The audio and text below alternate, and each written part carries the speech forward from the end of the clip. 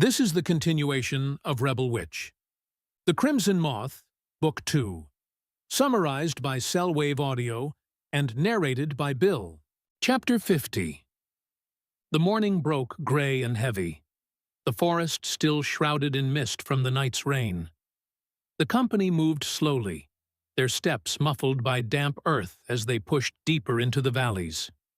Rune walked between Gideon and Aidan, her body still aching from the days in captivity, but her spirit restless. The silence of the march weighed on her, broken only by the occasional orders Gideon gave or the distant call of crows overhead. Every sound in the woods felt like it carried a warning, and Rune could not shake the feeling that unseen eyes tracked their progress. The further east they went, the rougher the path became. Slopes slick with mud forced the men to steady one another, and fallen trees blocked the narrow trails. At one point, Rune stumbled, and Gideon reached out quickly to catch her arm. "Careful," he murmured, his voice low but edged with concern. She managed a tired smile, though her pride stung at needing help. Aidan, walking a few paces behind, noticed the exchange but said nothing, his jaw tightening as he shifted his grip on his sword. By midday, the scouts returned with troubling news. The Imperials had sent out riders, sweeping the lower paths. If the company kept to the valleys, they risked being caught in open ground. Gideon gathered his officers, weighing their dwindling supplies against the danger of slowing down. Rune stood nearby, listening to the debate unfold. Some argued for rest, others for speed, but Gideon's decision was firm. They would press on, higher into the ridges, where the Imperials' horses would struggle. His tone left no room for doubt, and though the men grumbled, they obeyed. The climb was brutal. Rune's breath came ragged, her legs trembling as the trail grew steeper. Magic flickered at her fingertips, tempting her to ease the burden, but she held back. Each spell cost energy she could not spare, and already she felt the weight of exhaustion pressing on her chest. Gideon noticed her struggle and slowed his pace just enough to match hers, a small gesture that steadied her more than she expected. Aidan, however, pushed ahead, perhaps to prove himself or to avoid the quiet intimacy between them. When dusk approached, they finally reached a plateau overlooking the valleys below. From there, they saw the distant glow of Imperial fires scattered like embers across the land. The Empire's reach was growing, closing in on all sides. Rune shivered at the sight, a cold dread settling in her stomach. "They're everywhere," she whispered. Gideon stood beside her, his eyes fixed on the fires. "Then we'll have to strike harder," he replied, determination lacing his voice. Rune turned to study him, wondering how he carried such certainty when the odds loomed so heavily against them. That night, the camp settled under the thin cover of trees. Soldiers moved quietly, setting snares and hiding their presence as best they could. Rune sat by the fire, wrapping her cloak tighter against the chill. Aidan approached, dropping down beside her with a grunt. "You should be resting," he said, his voice softer than usual. Rune gave him a faint smile. "And you?" she countered. He shrugged, staring into the flames. "I don't sleep much anymore." There was a sadness in his tone that made her chest tighten, but before she could reply, Gideon joined them, his presence heavy with unspoken authority. The three of them sat together in silence, the fire casting shadows across their faces. Rune felt the tension between the two men like a thread pulled taut, unspoken, but unmistakable. She leaned back, staring at the stars through the gaps in the branches above.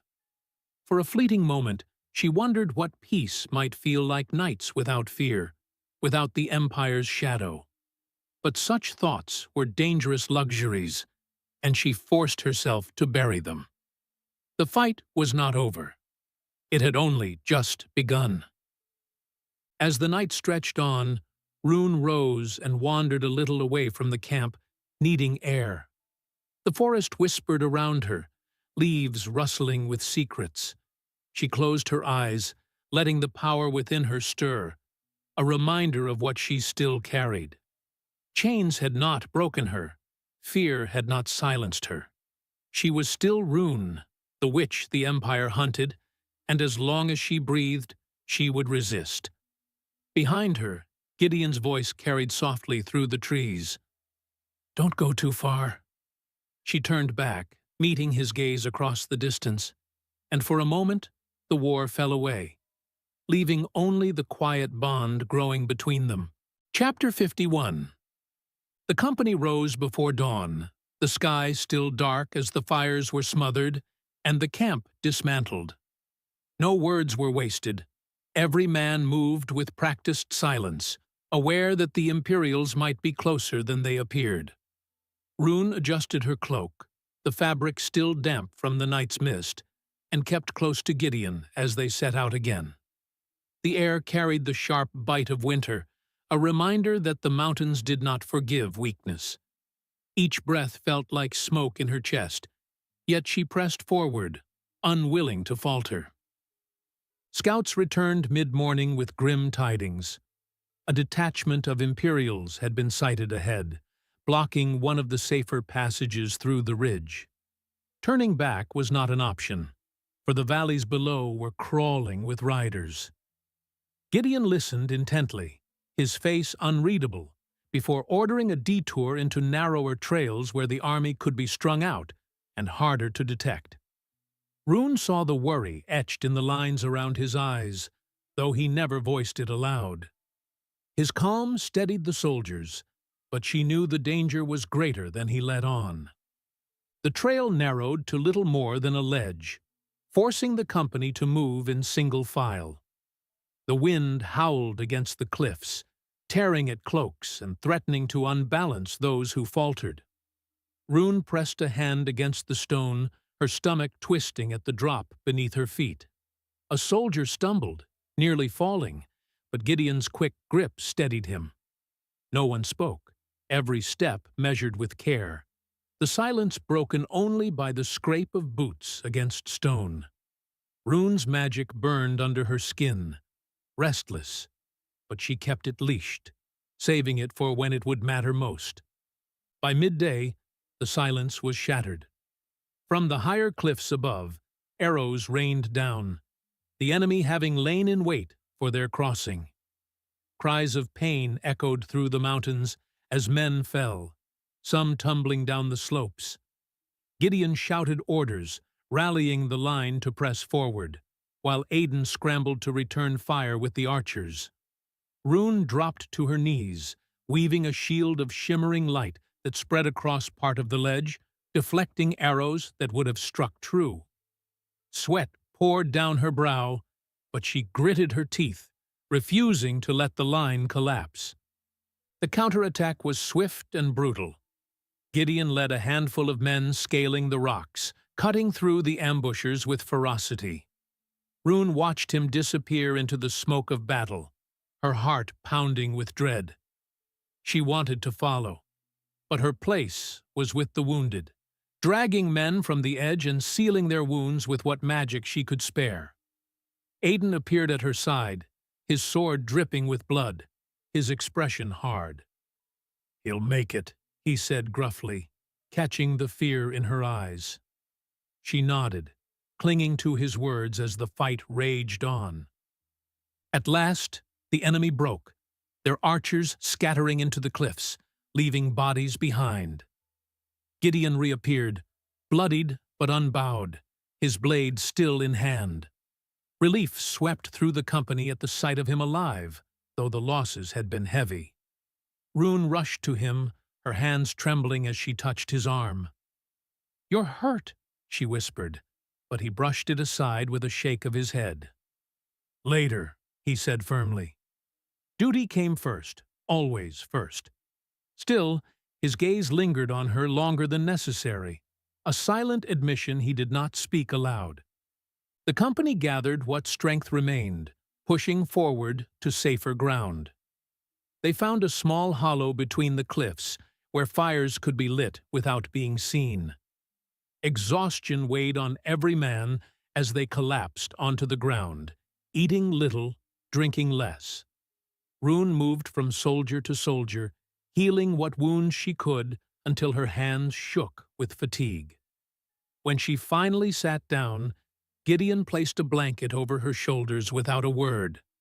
She looked up at him, their eyes locking briefly, and though no promises were spoken, the moment carried its own weight. That night, the wind whistled mournfully through the cliffs. Rune lay awake, staring at the faint glow of embers, her body aching but her mind restless.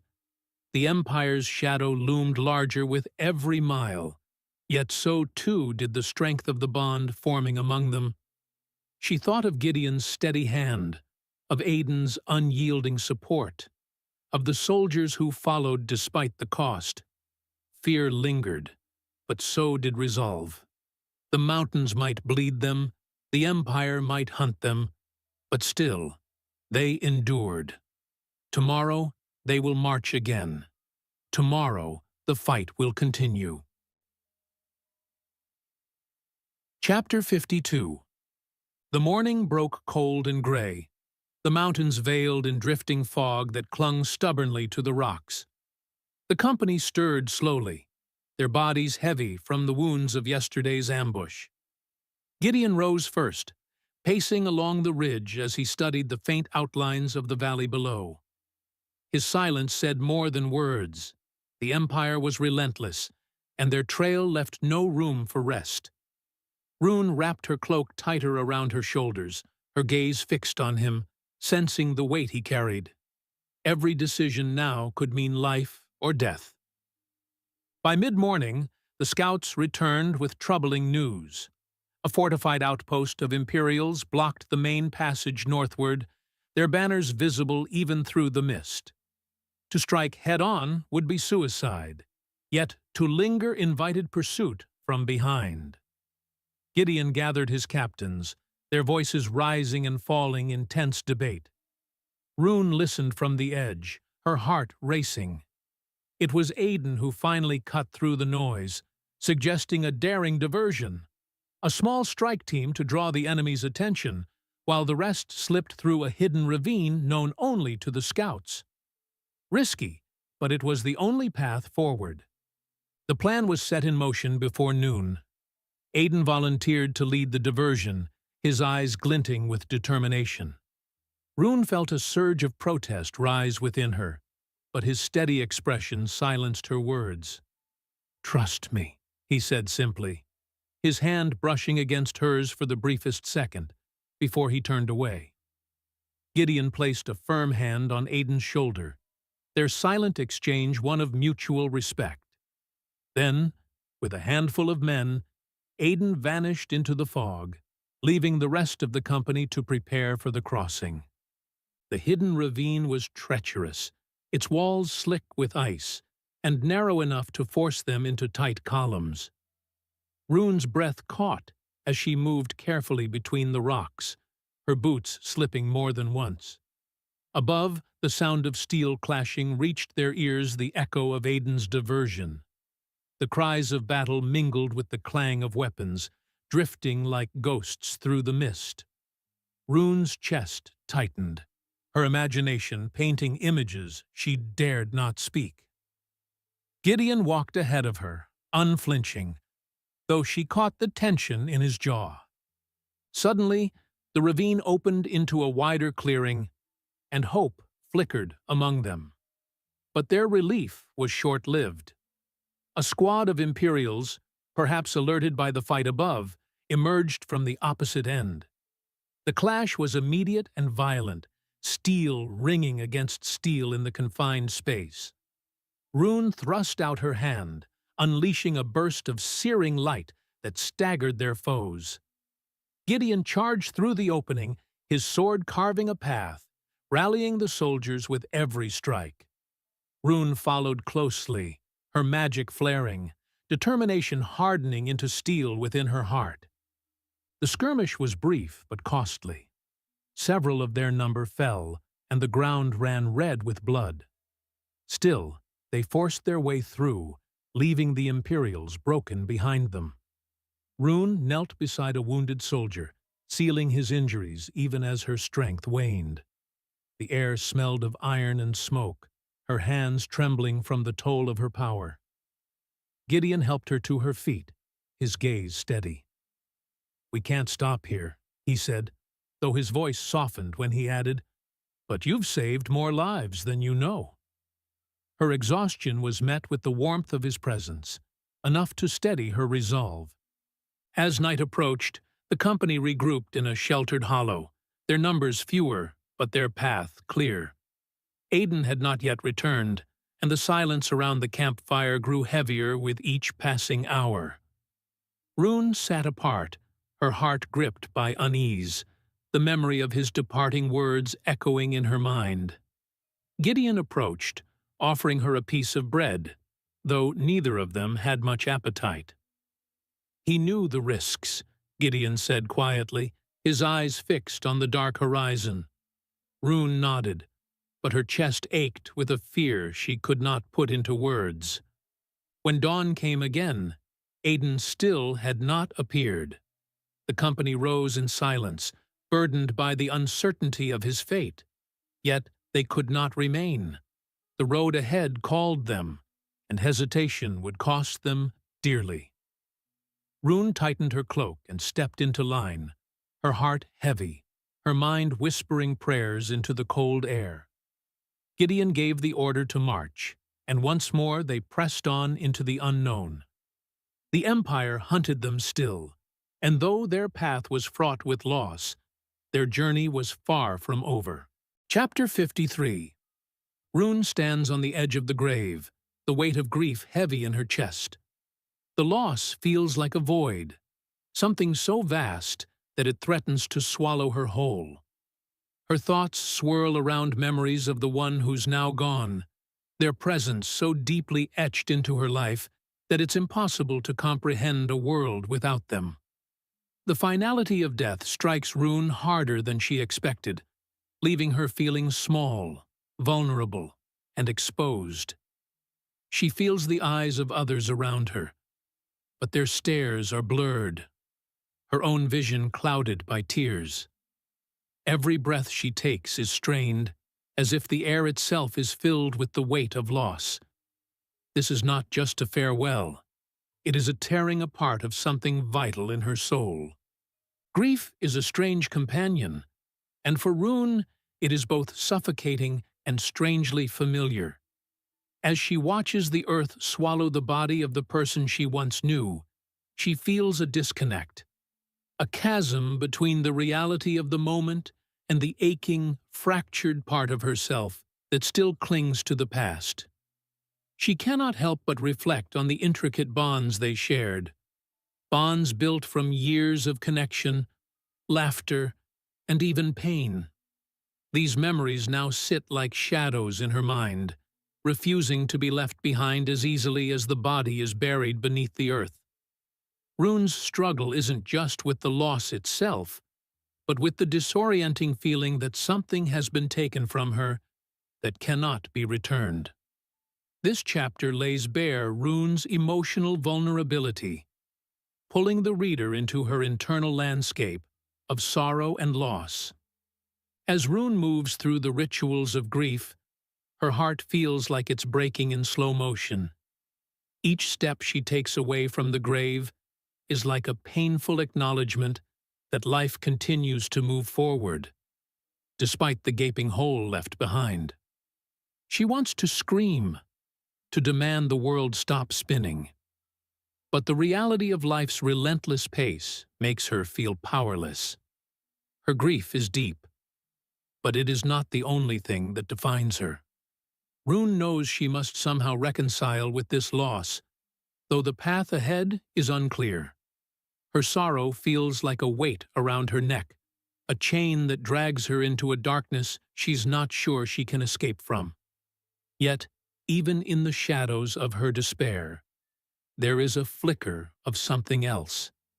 an unspoken understanding that she will have to face this loss head-on and somehow emerge from it. The chapter closes on Rune's quiet determination, though it is a fragile resolve. She has not yet found peace, nor has she found any semblance of closure, but she is beginning to understand something vital. Grief, while painful and all-consuming, is not something that can break her. This realization doesn't come as a wave of strength, but as a quiet, reluctant acceptance.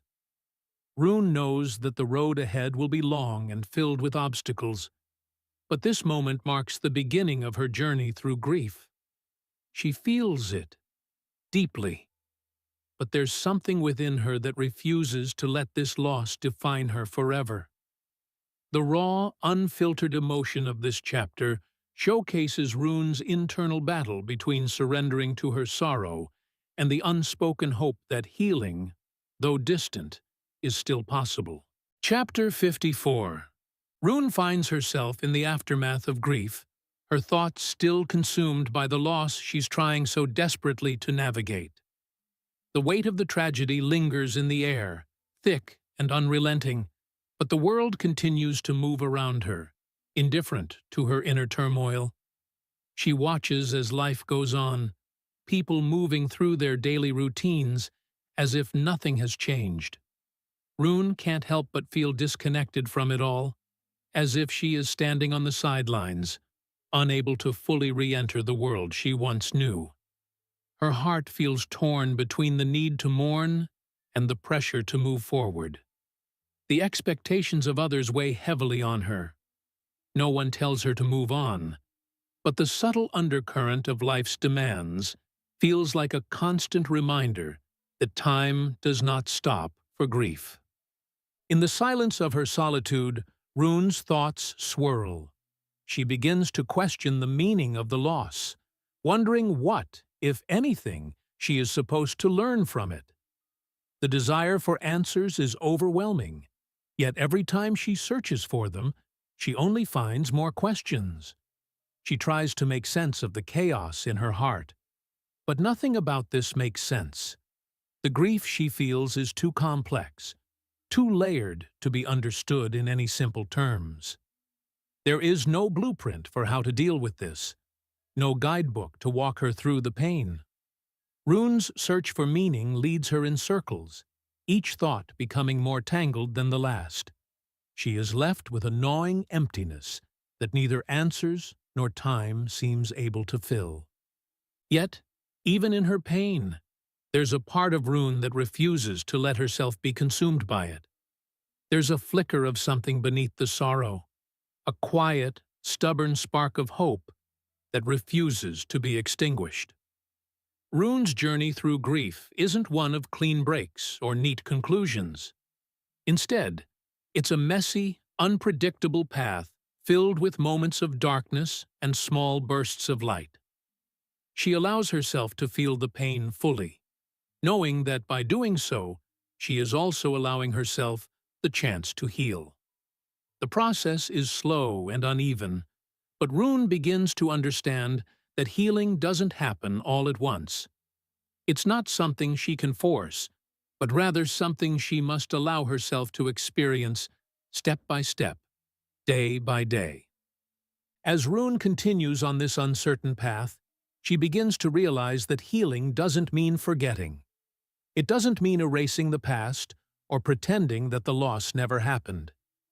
Healing, she understands, is about learning to live with the grief, to carry it without letting it define her. This realization doesn't come easily, but it is a powerful turning point for Rune. The pain may never fully fade, but she begins to see that it doesn't have to consume her.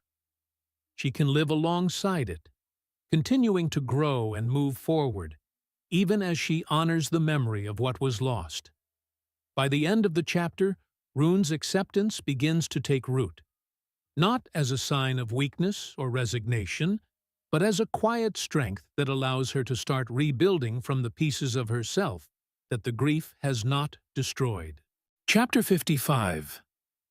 The grief that Rune carries is still fresh, yet there's a shift in the air around her. Something inside her is beginning to stir, a subtle change that she can't quite explain. The emotional weight she's been carrying for what feels like forever doesn't seem as oppressive, though it's still present, like a shadow that follows her every step. Rune is learning that grief, unlike she once believed, is not something to simply conquer. It is something to live with, something that transforms, but never quite disappears. She's coming to terms with the fact that there's no clear-cut end to it, no neat resolution that will make everything right again. But that realization, though painful, also brings a certain kind of freedom. She no longer has to strive for an unattainable perfection of healing. Instead, she can allow herself the space to feel, to live with the sadness, and still move forward. In this chapter, Rune confronts her emotions head-on, no longer running from them or burying them beneath layers of strength. She faces her grief with an honesty she hadn't allowed herself before. It's a raw, uncomfortable experience, one that forces her to sit in the discomfort of her emotions, but it's also incredibly freeing. There's power in this vulnerability, an acknowledgement that she is not weak for feeling the weight of her loss, but human. Rune learns to be kinder to herself, to stop pushing against the current of her emotions. She begins to see that it's okay to be broken, to not have all the answers, and to simply exist in the space between sorrow and healing. This is not a chapter of grand revelations or quick fixes. It's about the small, quiet victories that come from embracing the pain instead of resisting it. Yet, there's a part of Rune that is still wary of fully embracing her grief. She fears that if she lets go completely, the floodgates will open, and she will be swept away by the intensity of it all. This fear holds her back, but it also drives her to continue growing. She is beginning to understand that the fear itself doesn't define her. It's the way she chooses to face it that matters. Rune's inner conflict is palpable in this chapter as she battles between allowing herself to fully feel her grief and the instinct to pull back from it. It's a struggle that many people face in times of loss, and Rune's vulnerability makes this chapter feel intensely personal, a universal experience of learning to live with the things we can't change. By the end of the chapter, Rune takes a tentative step toward acceptance. It's not a grand leap or a moment of sudden clarity, but rather a quiet decision to move forward with her grief as a companion, not a burden. She begins to see that she can't control everything. She can't make the pain go away, nor can she force herself to be okay. But she can choose how she moves through the world with that pain, how she continues to evolve and grow in spite of it. This subtle shift is a sign of progress, a quiet acknowledgement that she is no longer solely defined by her loss. Rune is learning to live in the space between brokenness and wholeness, and in that space, she finds the possibility of peace. Chapter 56. Rune wakes to a morning that feels both like any other and entirely different. The weight of grief is still a constant presence, but it no longer feels as suffocating. She's not yet free from the sadness that lingers like a shadow, but she begins to see the edges of her grief softening, like a bruise that's starting to fade. The pain is still there, but it no longer dominates her every waking moment. Rune finds herself, for the first time in what feels like forever, able to breathe more freely. The oppressive fog that clouded her mind is lifting, though the remnants still cling to her thoughts, reminding her that healing, if it can even be called that, is not a linear process. As Rune moves through her day, she is struck by the subtle beauty of the world around her. The way the sunlight hits the trees, the quiet rustling of the leaves, the sound of birds in the distance. These small moments of peace feel like treasures, something she's almost afraid to acknowledge. She hasn't allowed herself to truly enjoy these things since the loss, too consumed by the void it left behind. But now, there's an almost hesitant sense of gratitude that emerges in her, as if she's rediscovering life's smaller joys. This realization is not a sudden epiphany, but a gradual awakening, a slow and steady return to herself. Rune starts to remember what it feels like to be present, to appreciate the world without being overwhelmed by her emotions. Despite these moments of calm, Rune's grief is still a part of her. It's woven into her days, like a thread that can't be unraveled completely. But she begins to understand that this grief doesn't need to define her. It is simply a part of her journey, something she will carry with her, but not allow to control her. She can feel the shift in herself, a willingness to let go of the desperate need to fix her emotions. The need for closure becomes less pressing, and she starts to accept that not all wounds can be healed in the way she imagined. There is no perfect resolution to the pain. There's only the ongoing process of living with it, of allowing it to exist alongside her as she continues forward. Rune embraces this understanding, a quiet surrender to the idea that it's okay to not have all the answers. The chapter shifts when Rune is faced with a challenge, one that forces her to confront her grief in a new way. She's asked to step into a situation where the very thing she's been avoiding comes to the forefront, her vulnerability. Rune hesitates, unsure if she is ready, but something inside her shifts. For the first time in a long while, she feels a surge of determination. She doesn't have all the answers, but she knows she can no longer shy away from the difficult moments. They will come, whether she is ready or not. But she is starting to realize that she can face them, that she can live in this new space between loss and living. There is no rush, no deadline for healing. Rune has begun to accept the messy, unpredictable nature of grief, and in doing so, she takes another small step forward on her journey. Chapter 57. Gideon's presence in this chapter feels like a breath of fresh air, a stark contrast to Rune's emotional chaos. His focus is sharper, his actions more deliberate, as though the weight of his own grief propels him forward in a way that Rune has yet to fully understand. As he navigates the world around him, it's clear that his struggles are no less real, but he seems more equipped to manage them. His internal world, while turbulent, remains disciplined, almost to the point of detachment. Gideon approaches life with a sense of purpose, and in doing so he brings a kind of grounded stability to the narrative, offering a counterbalance to Rune's emotional unraveling. In the midst of his own storm, Gideon's interactions with others are marked by a quiet intensity. He is someone who rarely speaks without reason, and when he does, it's with a precision that carries weight. His words are carefully chosen, as though he understands that each one matters. This chapter dives deep into his psyche, revealing a man who carries his pain not just in his heart, but in the very fabric of his being. Gideon's strength lies not in his ability to avoid the pain, but in his capacity to continue moving forward despite it. There's a tenacity in him, a resolve that is both admirable and isolating. He holds his grief close, but it doesn't stop him from functioning. It's a different kind of survival, a kind that Rune is still trying to comprehend. Gideon's journey is not without its cracks.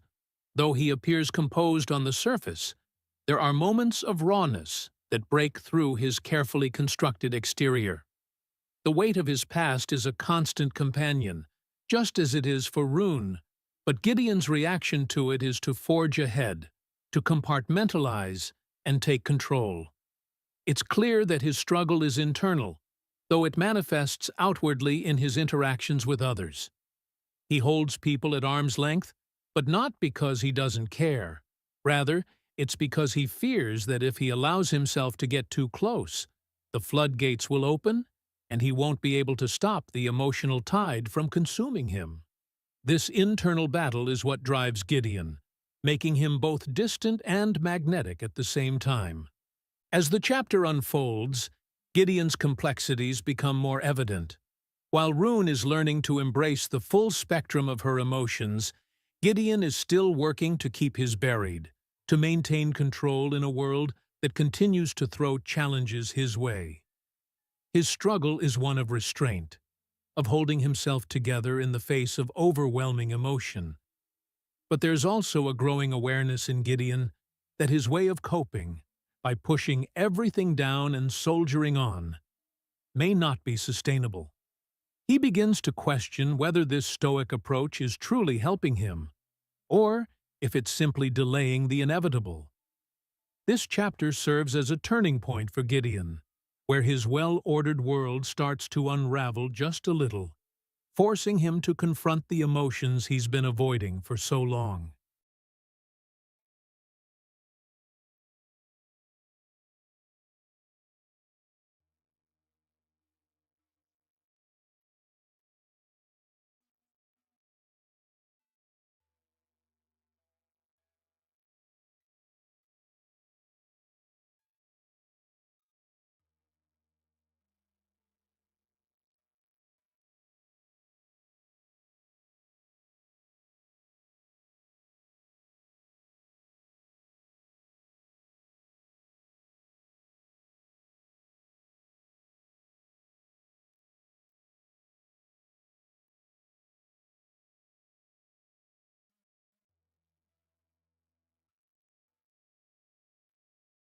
Chapter 58. Rune's journey takes a subtle turn in this chapter, as she begins to shift from raw grief to a more reflective state. The emotional intensity she's been carrying starts to simmer beneath the surface, no longer overwhelming her, but quietly influencing every decision she makes. She feels a change within herself, a growing awareness that, while the pain is still very much present, it no longer has the same grip on her. There's a quiet strength emerging, not born from any grand revelation, but from the gradual acceptance of the reality of her situation. Rune understands now that healing doesn't mean forgetting, nor does it mean rushing to feel better. It's about making space for the sorrow, allowing it to exist without letting it define her. This quiet shift in her perspective is powerful, though it's a shift she can't fully articulate yet. It's something that's simply unfolding within her, slowly but surely. In the quiet moments of reflection, Rune realizes how much she has changed since the loss. She has started to reclaim pieces of herself that she thought were lost forever.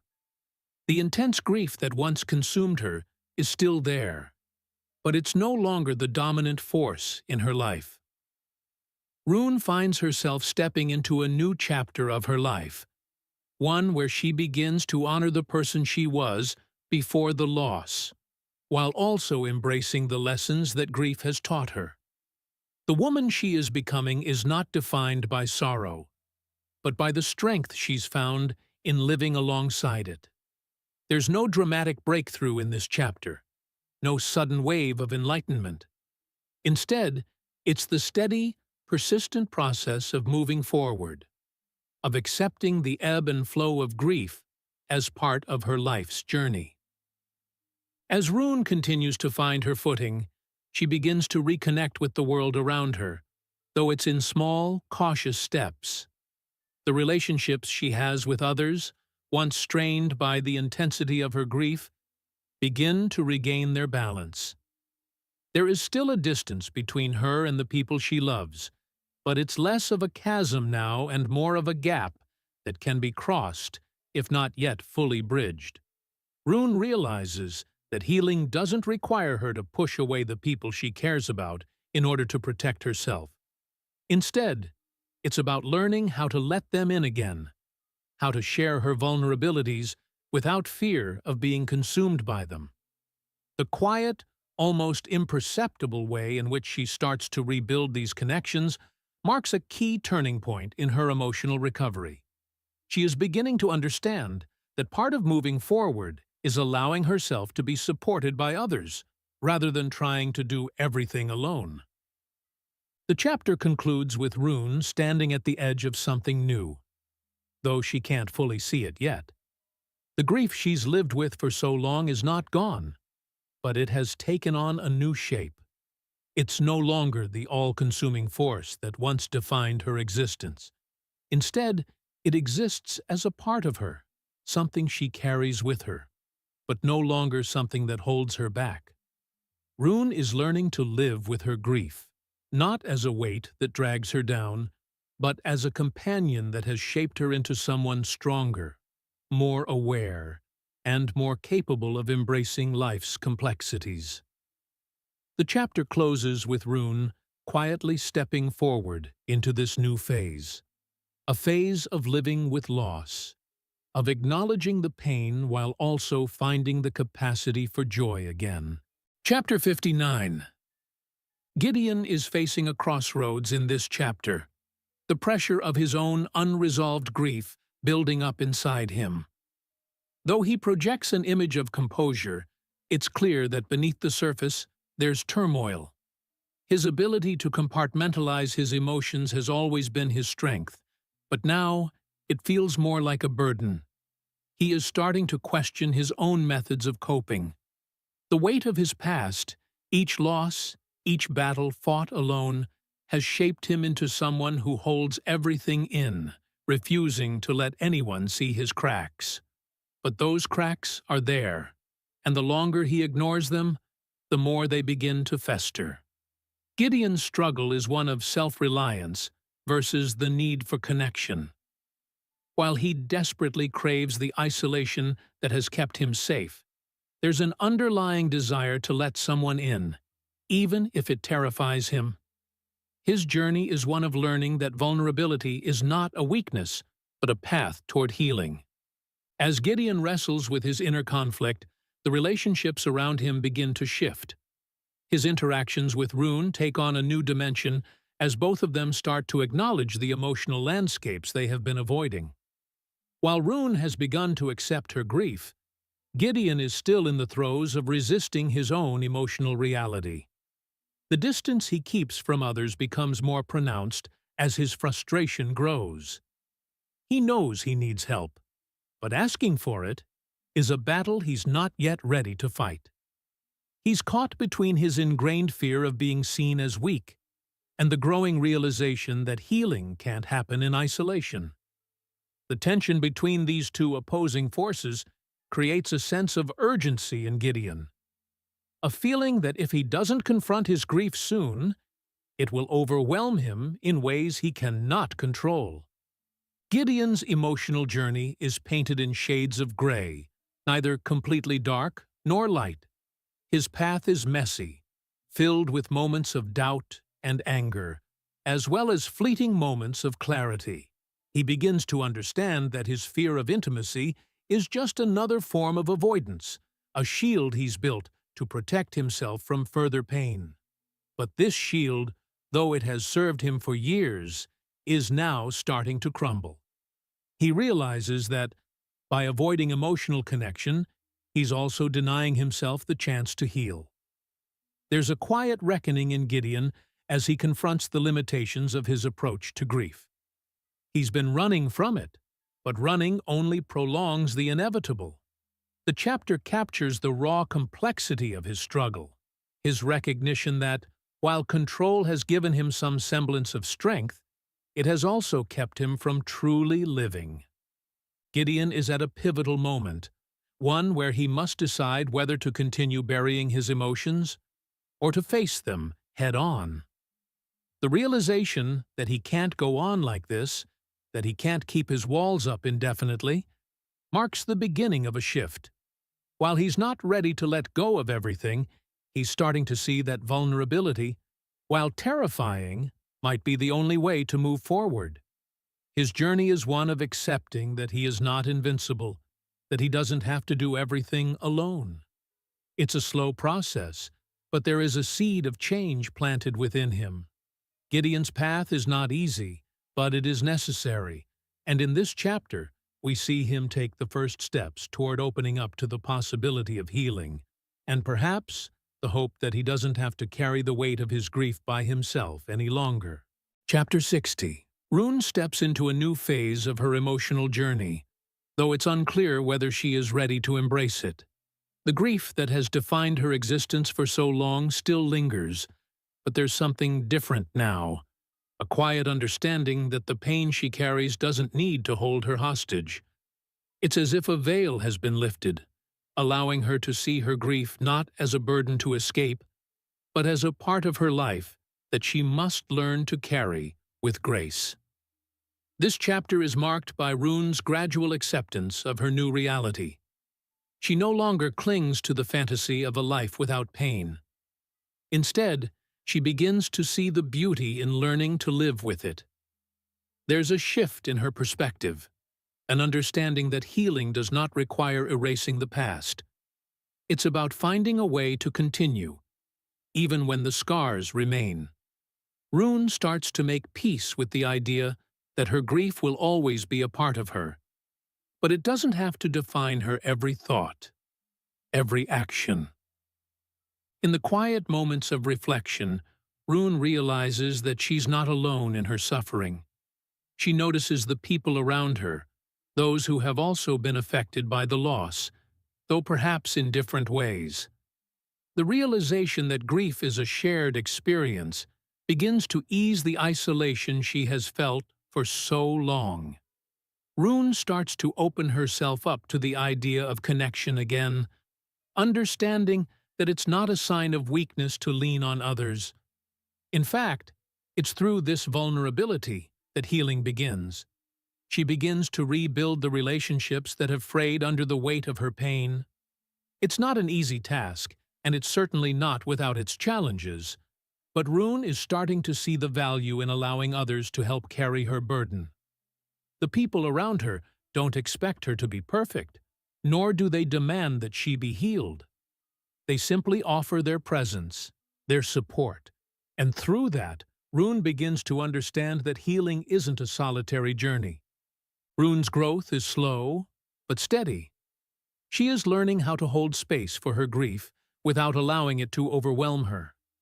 This chapter marks a turning point where Rune starts to understand that she can move forward without leaving her grief behind. The two can coexist, her pain and her hope, intertwined in a delicate dance.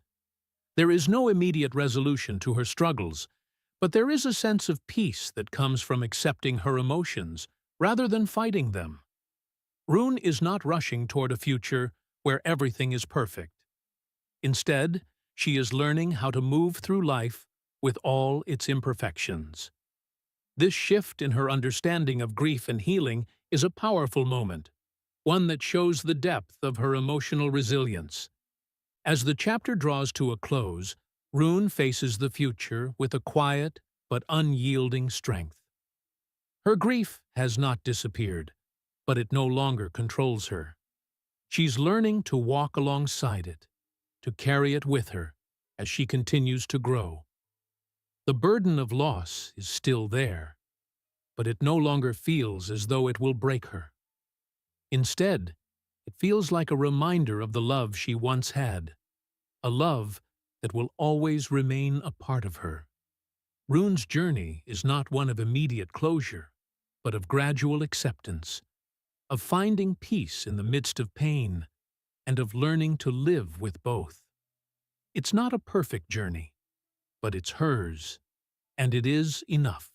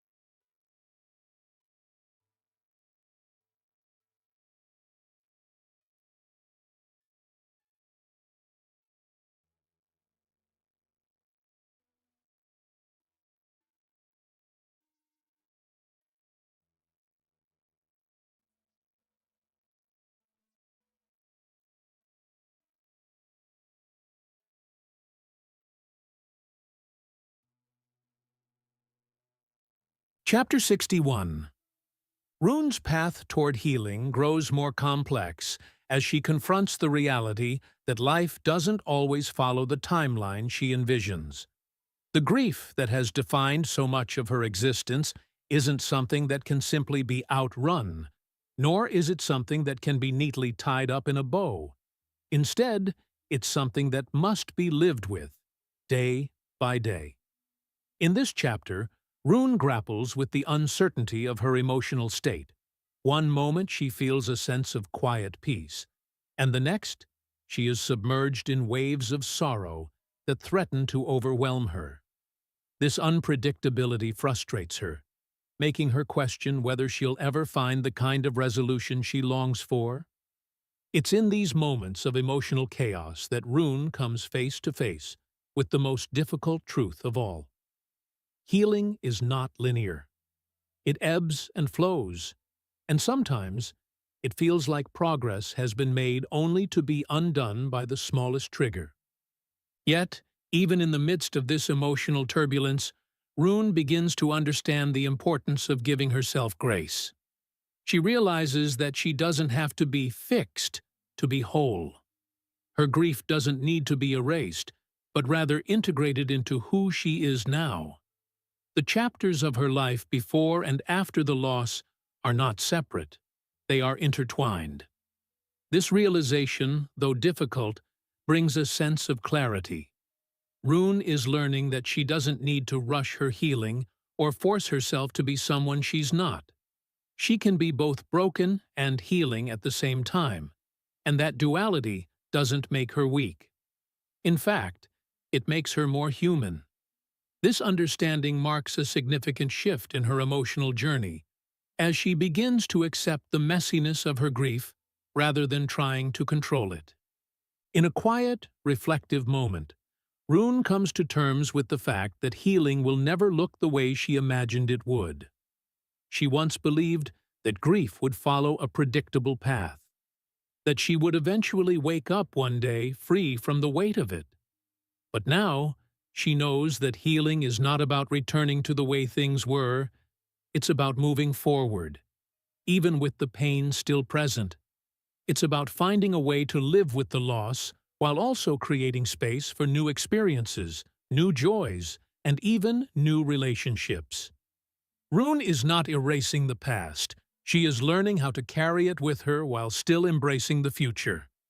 It's a delicate balance, one that requires patience and compassion for herself.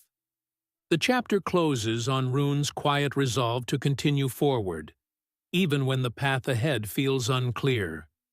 She's no longer waiting for a grand moment of closure or a sudden surge of strength. Instead, she is learning to take each step as it comes, acknowledging the grief and still finding the courage to live. Rune's growth is subtle, not marked by dramatic shifts, but by the small, everyday decisions to keep going. The journey is long, but Rune is starting to understand that the act of living with grief, of coexisting with it, is in itself an act of resilience.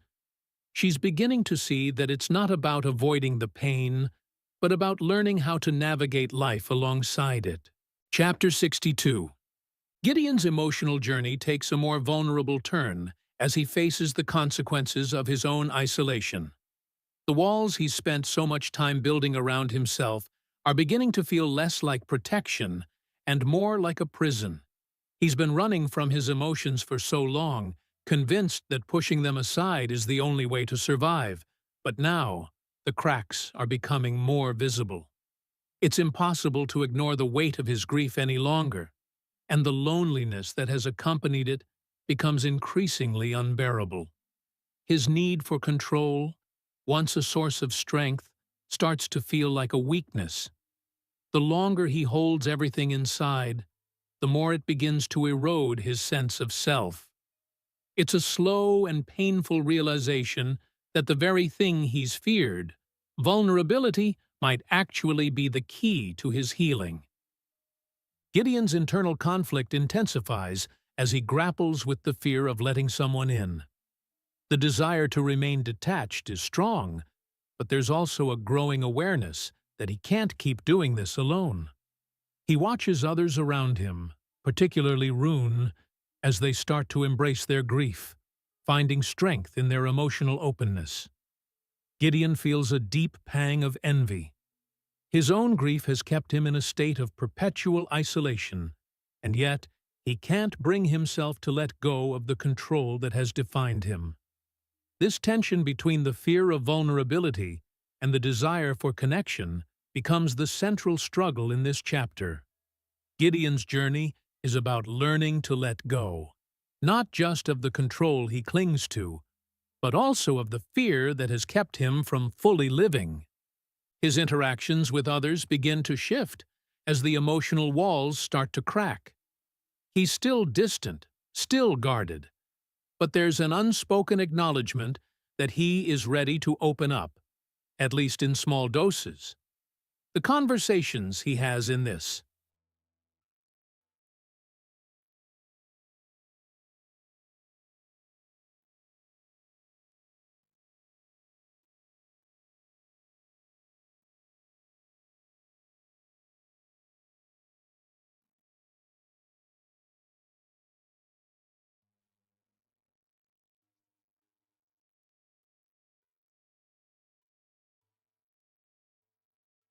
Chapter 63. Rune feels the weight of the past pressing on her as she steps into a space that feels both familiar and foreign. Her grief is still there, an undeniable presence, but it no longer dominates every moment. There's a quiet strength growing within her, a strength that comes not from ignoring the pain, but from acknowledging it without allowing it to consume her. Rune's understanding of her grief has shifted. She no longer views it as an obstacle to overcome, but as a part of who she is now. It's not something she can simply get over, but something she must learn to live with. This subtle shift in her perspective opens up new possibilities for Rune. She begins to see that healing isn't about erasing the pain. It's about learning to live with it, finding a way to move forward without forgetting what she's lost. As Rune reflects on her journey, she realizes how far she's come. The pain of loss still lingers, but it no longer controls her. There's a deep sense of peace that comes with this realization, though it's not a peace born from resolution. Instead, it's a peace rooted in acceptance. Rune understands now that healing is not a linear process, and there's no timeline for when she'll feel better. It's a journey without a clear destination, and she is learning to walk it step by step, without the pressure to have everything figured out. This chapter is about Rune's quiet acceptance of the messiness of grief and life, and how, even in the midst of pain, there is space for growth. Her relationships with others begin to shift as well. Rune's walls, once built high to protect herself from the world, are slowly coming down. She starts to reconnect with the people around her, not in the same way she did before the loss, but in a new, more open way. There is still distance between her and others, but it's no longer the impenetrable wall it once was. Rune is learning how to allow others in again, how to lean on them without fear of being consumed by her emotions. She realizes that healing isn't about doing it alone. It's about sharing the journey with others, about finding strength in vulnerability and connection. Her willingness to be seen, to be honest about her grief, allows her to build bridges with the people she cares about, creating a sense of support that has been missing for so long. As the chapter unfolds, Rune is confronted with the reality that life, even in its sorrow, still holds moments of beauty. The world is not as bleak as it once seemed. Rune begins to see the small joys in everyday life, the moments of laughter with friends, the quiet comfort of familiar places, the sense of peace that can be found in nature. These moments, though fleeting, begin to remind her that life is still worth living. The grief doesn't disappear, but it becomes part of a larger, more complex picture. Rune is learning that it's okay to have both joy and sorrow coexist, that they don't negate each other. In fact, it's through embracing both that she starts to find a deeper sense of peace, a sense of balance that she once thought impossible. Chapter 64. Gideon. Gideon's internal struggle intensifies as he grapples with the consequences of his own emotional distance. The walls he's so carefully constructed to protect himself are now feeling like a prison. The isolation that once provided him with comfort now breeds frustration and self-doubt. He's beginning to realize that the control he's worked so hard to maintain is no longer serving him. It's stifling him, preventing him from fully engaging with the world around him. As Gideon comes face to face with his own vulnerability, he starts to understand that the very thing he's feared, emotional exposure, might be the key to his healing. The realization is both freeing and terrifying.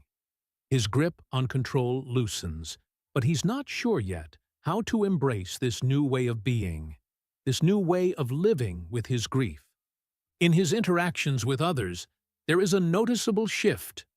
Where once he had kept people at arm's length, now there is a flicker of willingness to let them in. Gideon is still guarded, still reluctant to fully open up, but there's a vulnerability beneath the surface that wasn't there before. He's starting to allow himself to be more honest, not just with others, but with himself. His emotional walls are cracking, and although he resists it, there's a part of him that feels relief in this slow process of unburdening himself. Gideon's growth is not a sudden shift, but a gradual, painful unwrapping of all the things he's kept hidden for so long. He knows that healing requires confronting the darkness he's been running from, and that knowledge forces him to take the first hesitant steps toward embracing his emotions, no matter how uncomfortable they are. The tension between his need for control and his growing desire for connection continues to pull Gideon in different directions. He's conflicted, torn between wanting to remain distant and knowing that true healing can only happen through openness. The vulnerability he's beginning to show is a terrifying yet necessary evolution for him. He's learning that allowing others in does not make him weak. Rather, it's a step toward strength, toward a deeper understanding of himself and the people around him. There's a new tenderness to his character, one that wasn't there before. It's still in its infancy, but Gideon is beginning to see that he doesn't have to face everything alone. The acknowledgement that he needs others is the first real shift in his character, the first crack in the hardened exterior he's worked so hard to maintain. As the chapter unfolds, Gideon is faced with the undeniable truth that healing is not a quick fix. It's a process. His journey is filled with fits and starts, moments of clarity followed by setbacks. But through it all, there is a sense of forward movement. The fear of vulnerability no longer holds him captive. He is beginning to see it not as a threat, but as an opportunity for connection. Gideon is not yet healed, but for the first time, he is willing to let himself be broken, knowing that only through that process can he begin to rebuild. The chapter marks a quiet turning point in Gideon's journey, a moment of deep self-reflection where he realizes that the walls he's spent so much time building are not the fortress he thought they were. Instead, they're a cage that has kept him from truly living.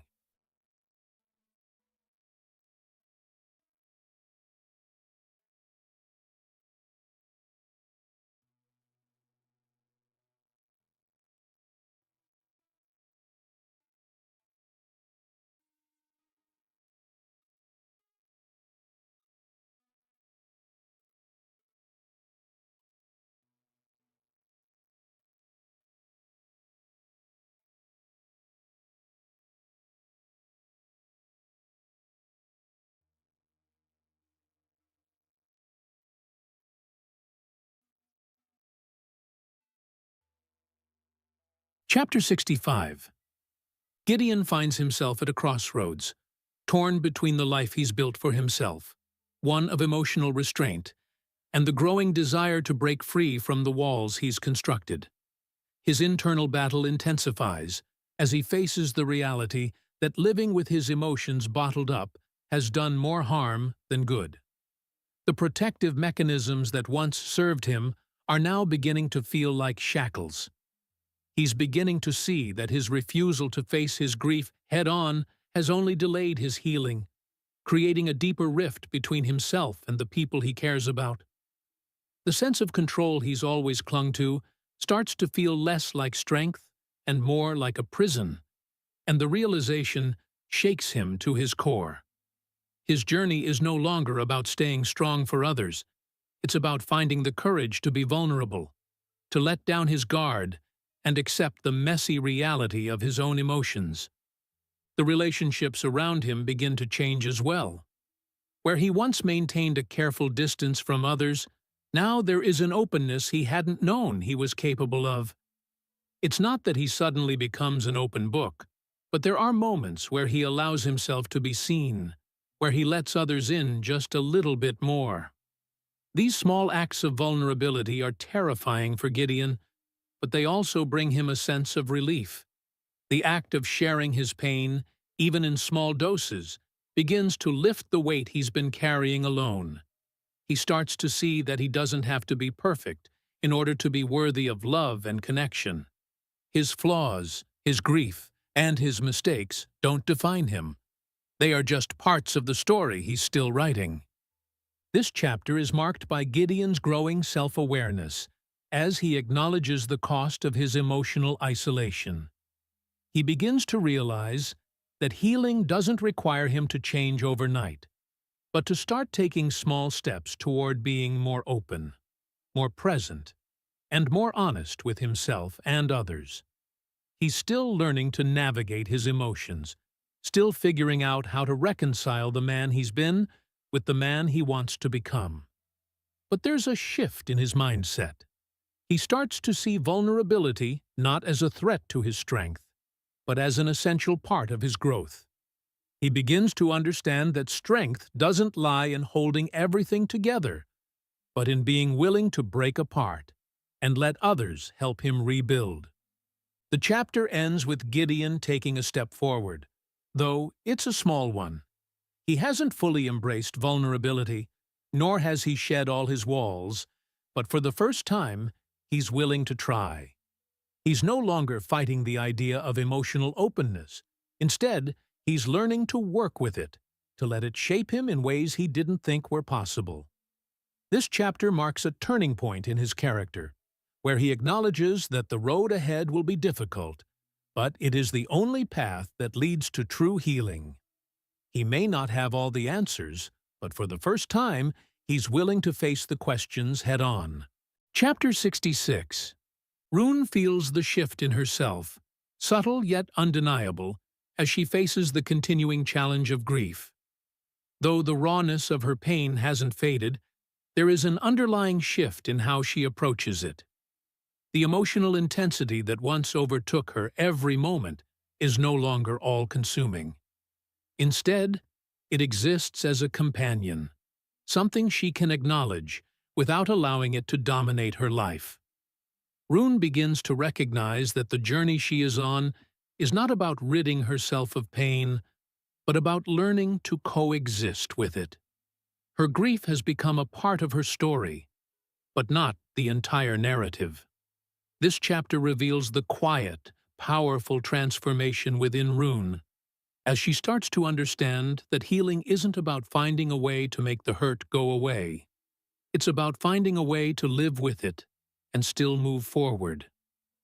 She also begins to reconnect with the people around her in ways that feel more authentic. Her relationships had been strained under the weight of her grief, and she had kept herself distant, fearing that her sorrow would be too much for others to bear. But now, Rune is slowly allowing herself to be seen again, not just in moments of strength, but in her vulnerability. There's an honesty in her interactions that wasn't there before. She no longer feels the need to put on a mask of strength, pretending that everything is fine when it isn't. This shift is a slow process, and Rune is still learning how to be open with those she cares about. But the willingness to allow others in is a sign of the quiet progress she's making. The chapter also explores the tender moments when Rune comes to understand that healing isn't something that happens in grand gestures. It's in the small moments of acceptance, in allowing herself to feel joy without guilt, in embracing life's complexity without the need for it to be perfect. Rune is learning that it's okay to move forward, even when the past still lingers. The pain of loss doesn't have to overshadow every part of her life, and there's space for both grief and happiness to exist. These realizations don't come easily, but they begin to build the foundation for Rune's ongoing journey toward self-acceptance and peace. As Rune reflects on her emotional landscape, she begins to see how far she's come. The grief that once felt like a wall now feels more like a river, something that can flow alongside her without drowning her. Rune understands that she doesn't need to shut down her emotions in order to heal. She just needs to learn how to navigate them. The chapter closes on this quiet but profound understanding. Healing is not a destination, but a journey. It's something that happens bit by bit, through moments of clarity, vulnerability, and quiet acceptance. Rune has not reached the end of her journey, but she's beginning to understand that the path she's on is one she can walk with both strength and softness, carrying her grief with grace, while still opening herself up to the possibility of joy.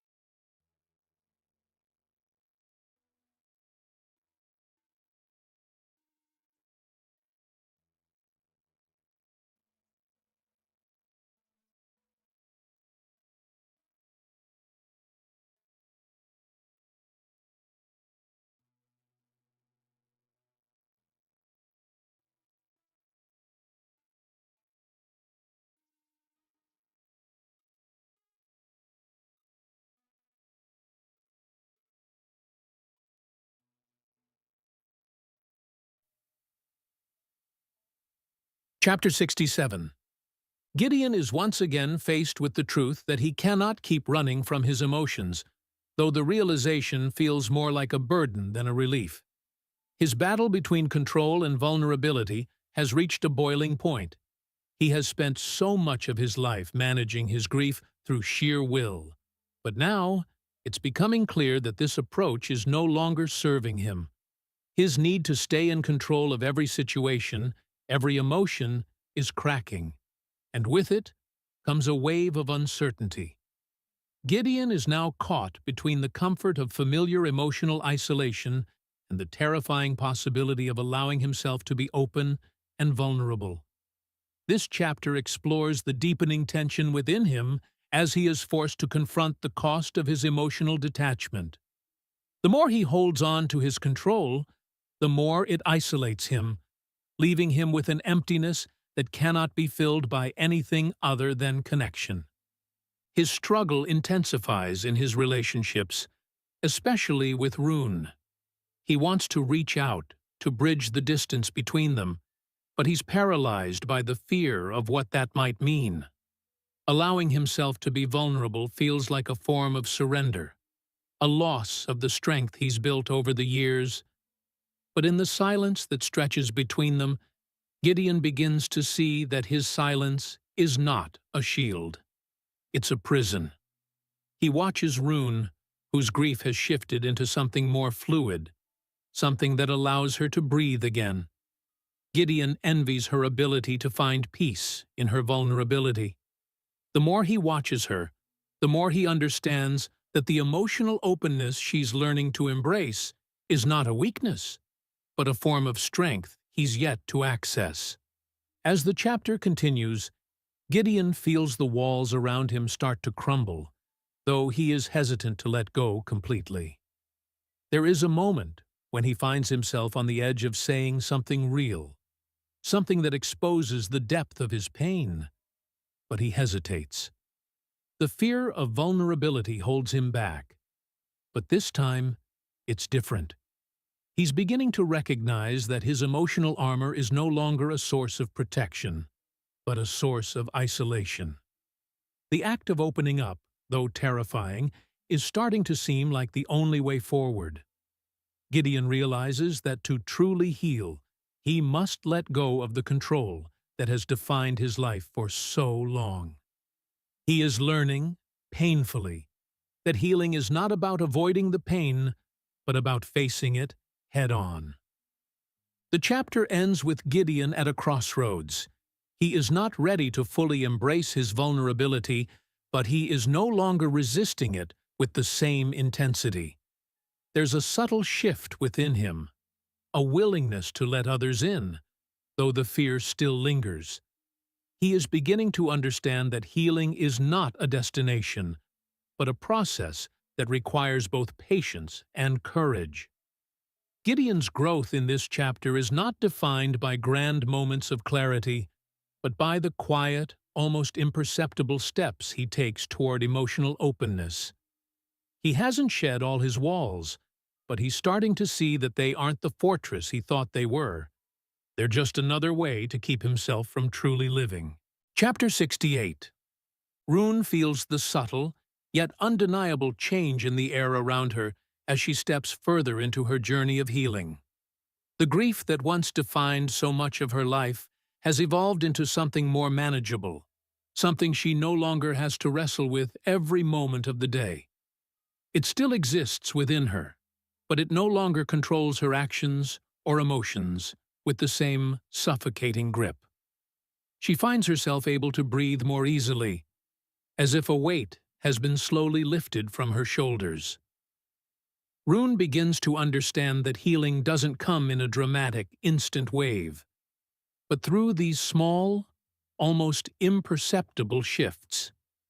It's in the quiet moments of peace, in the slow unfolding of her emotions, that Rune begins to realize that it's okay to feel both the pain and the peace, that they can exist side by side without one negating the other.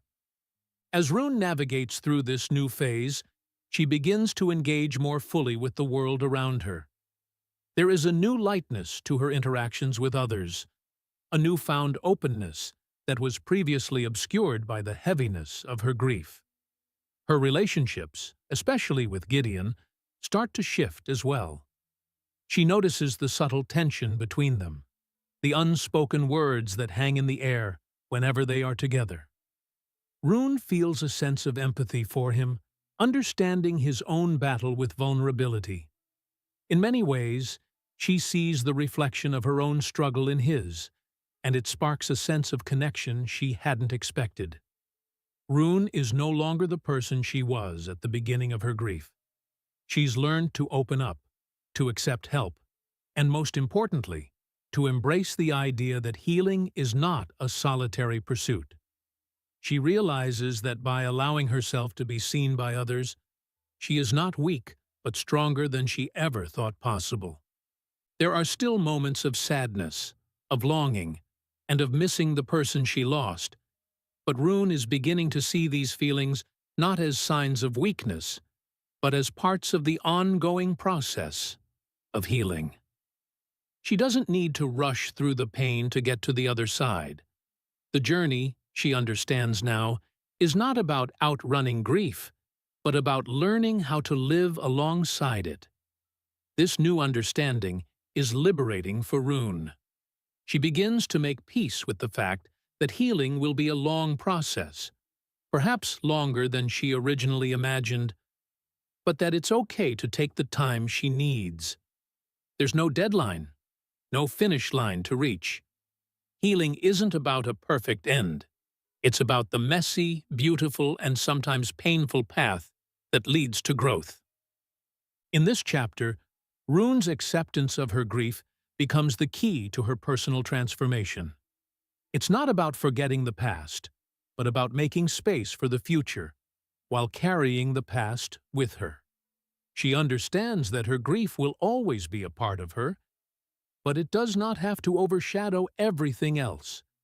Rune begins to feel a sense of hope, not because the pain is gone, but because she can see a future where she can hold both the love and the sorrow and still move forward. There is a quiet strength in this realization, one that allows her to look at the world with new eyes, embracing both the light and the dark that come with the human experience. Chapter 60. Gideon stands at the precipice of a difficult truth. His refusal to confront his emotions is no longer a viable option. For so long, he has maintained a facade of strength, hiding behind his carefully constructed walls, but the cracks are beginning to show. The weight of his grief is heavier now, not because it has grown, but because he can no longer deny it. In this chapter, Gideon is forced to reckon with the fact that emotional isolation has a cost. He cannot continue to push people away, to keep his pain locked inside, and expect to find peace. This realization is both painful and freeing. For the first time, Gideon understands that true strength doesn't lie in avoiding vulnerability, but in embracing it, allowing himself to feel the full weight of his grief, and, in doing so, begin the process of healing. Gideon's internal conflict intensifies as he reflects on the walls he's built to protect himself. These walls, which once gave him a sense of control, now feel suffocating, trapping him in a cycle of self-imposed isolation. He longs for connection, but the fear of what that might entail, of truly allowing himself to be seen, keeps him from reaching out. There's a quiet desperation in Gideon's struggle, a yearning for something more. Yet the fear of vulnerability keeps him tethered to his past, to the pain he's spent so long trying to outrun. This chapter reveals the emotional tug-of-war within him, as he contemplates the possibility of opening up to those he cares about. The fear is real, but so is the desire for change. Gideon's journey in this chapter is about facing the parts of himself he's been avoiding and deciding to stop letting them dictate his life. His interactions with Rune serve as a mirror, reflecting the emotional walls that he is still too afraid to dismantle. The quiet tension between them speaks volumes.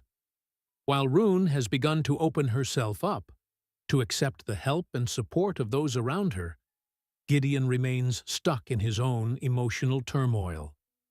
The gap between them feels wider than ever, not because of any external distance, but because of the internal barrier he still refuses to cross. Yet, even in his fear, there's a glimmer of hope. Gideon begins to see that his path to healing doesn't have to be one he walks alone. He starts to understand that vulnerability is not a weakness, but a strength that can create deeper, more authentic connections with others. Gideon's growth is slow, but it is real. He's not yet ready to fully embrace his emotions, but he's beginning to entertain the idea that maybe, just maybe, it's time to let someone in. The fear that has held him back for so long is still there, but so is the quiet, persistent desire to change. Gideon's journey is no longer just about surviving. It's about learning to live fully, with all of the pain and the beauty that life has to offer. His transformation is still unfolding, but the first steps are there, and for the first time in a long while, Gideon allows himself to believe that healing might actually be possible. Chapter 70. Rune feels a shift within herself, subtle but undeniable. The grief that once consumed her now feels more like a companion, something she carries with her, rather than something that defines her every action. There are still moments of sadness, of longing, but they no longer overwhelm her. Rune is beginning to see that healing doesn't mean being free of pain. It means learning to live with it, to move forward despite it. The weight of her loss is still present, but it no longer controls her. This chapter highlights Rune's growing understanding that her grief will always be a part of her story, but it doesn't have to be the only story she tells. She begins to embrace the idea that life, with all its complexities, can still offer moments of joy, even in the face of sorrow. As Rune continues her journey, she becomes more attuned to the people around her, noticing the ways in which they, too, are carrying their own burdens. There's a quiet strength in their shared experiences, a recognition that everyone has their own battles to fight. Rune begins to open up more to the people she loves, no longer hiding behind the walls she once built to protect herself from the world. Her relationships become deeper, more authentic, as she learns to lean on others without fear of being a burden. The emotional distance that once kept her isolated starts to close, and she begins to find comfort in the connections she's rebuilding. Rune's ability to allow others into her world is a sign of the growth she's made, not just in her healing, but in her ability to trust again. In the quiet moments of reflection, Rune starts to understand that healing isn't a destination, but a journey, one that is often messy, unpredictable, and filled with moments of both joy and sorrow. There's no timeline for healing, and she begins to accept that. She doesn't need to be fixed in order to be whole. The grief will always be a part of her, but it no longer has to define her. Rune is learning to make space for both the pain and the beauty in life, to allow herself to grieve while also opening herself up to new experiences. This new understanding doesn't erase the pain, but it changes her relationship to it. She begins to see that it's possible to move forward while still carrying the memories of what she's lost. The grief may never fully fade, but it doesn't have to hold her captive anymore. The chapter closes with Rune stepping into a new chapter of her life. She's not fully healed, nor is she expected to be, but she is learning to live with her grief, to coexist with it, and in doing so, she is finding peace. There's a quiet strength in this acceptance, a recognition that healing comes in waves, and it's okay to not have all the answers. Rune understands that her journey is her own, and she no longer feels the pressure to conform to anyone else's expectations.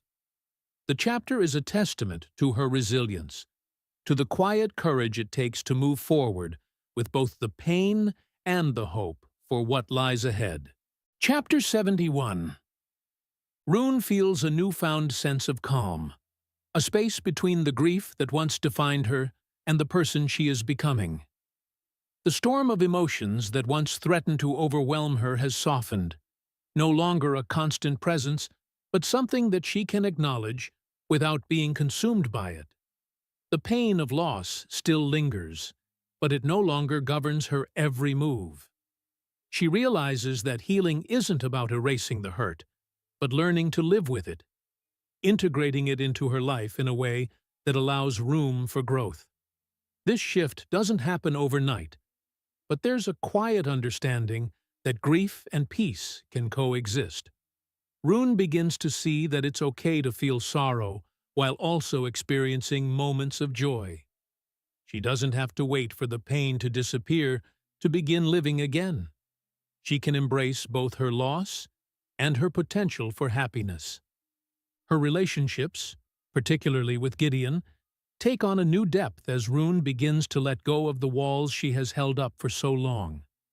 The distance between them starts to diminish as she opens herself to vulnerability, realizing that true connection requires letting others in. This chapter shows Rune's willingness to trust again, not with the expectation that she will be healed instantly, but with the belief that sharing her emotional burdens can lighten the load. The conversations she has with those close to her feel more authentic, no longer tainted by the emotional distance that once kept them at arm's length. Rune recognizes that healing isn't a solitary endeavor. She can lean on the people around her without fear of being a burden. In allowing others to see her, she finds a sense of freedom she had been withholding from herself. As Rune navigates this shift, she also understands that healing is not linear. There are still moments when the weight of her grief pulls her back into old patterns, but she no longer resists it. Instead, she accepts these moments as part of the ongoing process. The more she embraces her vulnerability, the less power it has over her. Rune comes to see that peace doesn't come from a single moment of closure, but from a continual acceptance of the ebb and flow of emotions. The grief will always be there, but it no longer defines her. She is learning how to live alongside it, creating space for both the pain and the possibility of new beginnings. By the end of the chapter, Rune feels a quiet strength that comes from accepting herself, grief and all. She is not the same person she was before the loss, but she no longer needs to be. She's learning that the healing process is not about finding a definitive ending, but about continuously moving forward, with all the complexities of life intact. She can honor her grief while also finding joy in the future, no longer fearing the emotional depths that once held her back.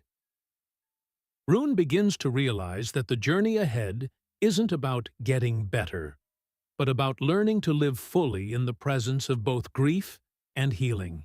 Chapter 72. Gideon stands on the edge of a pivotal realization. The control he has so carefully maintained is no longer enough to shield him from the truths he has been avoiding. The emotional walls he built to protect himself have instead isolated him, leaving him in a quiet, internal struggle. This chapter marks the first true moment where Gideon acknowledges the cost of his emotional restraint. The grief he has kept hidden for so long is now impossible to ignore. It has shaped him in ways he hadn't fully understood until now, influencing his relationships, his choices, and his ability to move forward. He is at a crossroads, caught between the fear of fully embracing his vulnerability and the deep, aching need for connection. For the first time, Gideon begins to see that his pain is not something to control or suppress, but something to confront. He realizes that by keeping his emotions buried, he's not protecting himself. He's preventing himself from truly living. The quiet isolation he has clung to feels more like a prison than a refuge, and he begins to question if the walls he's built are worth the cost. There is a subtle shift in his thinking, a recognition that opening himself up to others, though terrifying, might be the only way to heal. His fear of vulnerability, which once felt like a shield, is now the very thing that keeps him from experiencing the depth of life he desires. In his interactions with those around him, particularly Rune, the change is palpable. While there is still hesitation, there is a willingness to show more of himself. His dialogue with Rune becomes more honest, his emotions more visible. He doesn't have all the answers, nor does he know exactly how to navigate this shift, But the fact that he is allowing himself to be seen in a way he hasn't before is a significant step. Gideon realizes that he doesn't need to carry his grief alone, and that letting others in doesn't make him weak. It makes him human. His journey is about dismantling the walls he's relied on for so long and embracing the uncertainty of emotional openness. It's a process, and Gideon knows that he's just beginning to let go. The chapter concludes with a quiet moment of resolve for Gideon. He's not yet ready to completely open himself up, but there is a shift within him, a willingness to try, to move beyond the fear that has governed his life. Healing will not come quickly, nor will it be easy, but he is finally ready to acknowledge the truth. The only way forward is to allow himself to feel.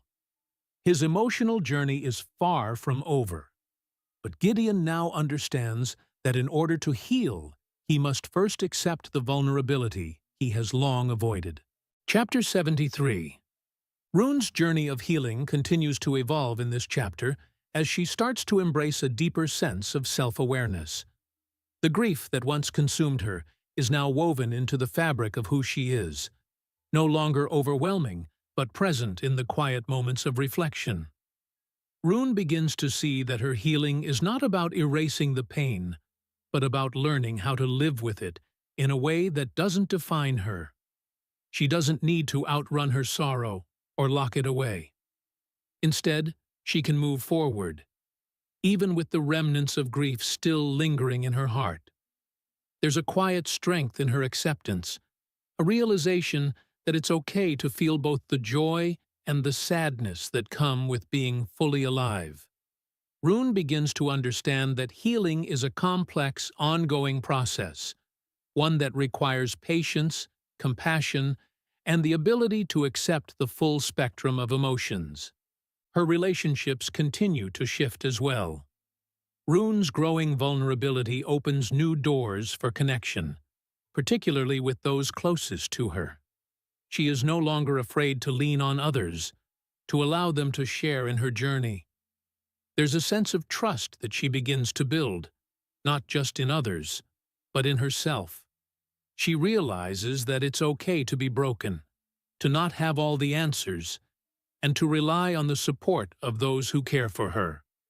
Rune understands now that healing doesn't happen in isolation.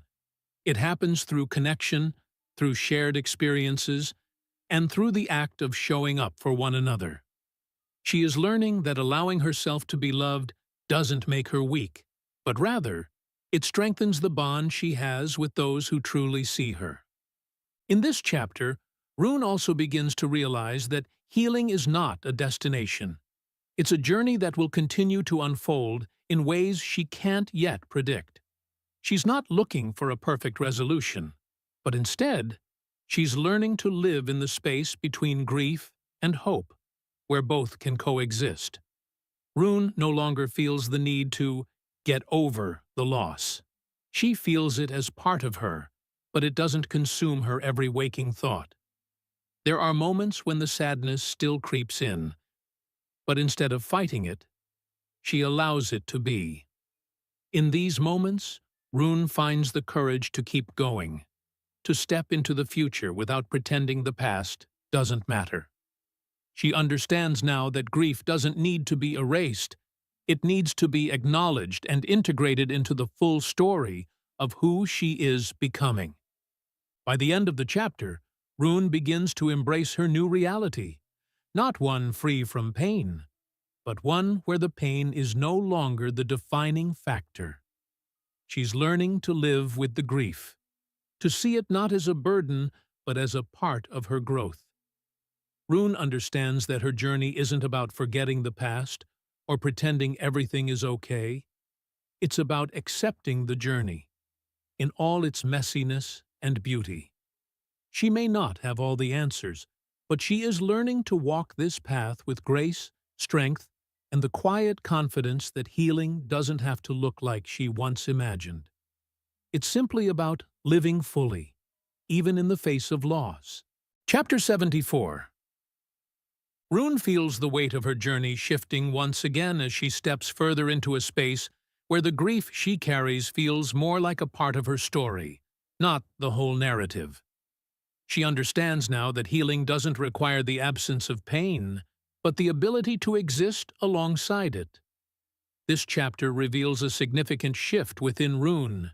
She is no longer chasing an ideal of what her life should look like post-grief. Instead, she begins to understand that her life, with all its complexities, is enough. Rune stops looking for a way to fix herself or to push the grief away. Instead, she learns to live in a space where both joy and sorrow can exist together, side by side, without diminishing one another. This realization is profound, marking a moment of quiet strength as she finally accepts that healing is not linear and that it doesn't require perfection.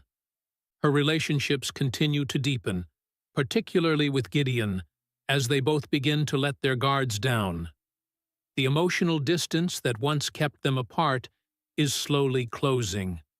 Rune sees the cracks in Gideon's carefully constructed walls, and for the first time, she doesn't try to fix him or rush him through his own healing process.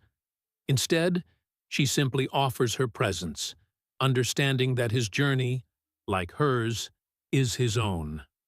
Rune begins to see that healing isn't just about individual growth. It's about mutual support and the quiet strength that comes from being there for one another. She no longer feels the need to shoulder everything alone. The people in her life are not here to save her, but to walk beside her, offering their love and support as she navigates the ongoing process of healing. There's a new understanding within Rune as she navigates her emotional landscape. The grief, while still present, no longer holds the same suffocating grip it once did. She's learned to coexist with it, to make space for it without allowing it to define her every thought and action. The quiet moments of peace she's been searching for begin to appear more frequently, sometimes in unexpected places. Whether it's a shared laugh with a friend, a quiet walk in nature, or a tender moment with someone she loves, Rune finds herself accepting the small joys of life without guilt. Healing doesn't mean shutting out the pain, but rather making space for both the pain and the joy to exist at the same time. By the end of this chapter, Rune feels a sense of resolution, not in the sense of a final answer, but in the quiet acceptance that the grief she carries will always be a part of her. But it no longer controls her. She is learning to find balance, to move through the world with an understanding that her emotions don't need to be fixed. They simply need to be allowed to exist. Rune's path is one of continuing forward, not by pushing away the past, but by finding a way to live with it. This realization doesn't come with fanfare or dramatic breakthroughs. It comes quietly, like the gentle unfolding of a new chapter in her life. Rune is no longer rushing to get better. She's learning to live fully, knowing that the healing process will take as long as it takes.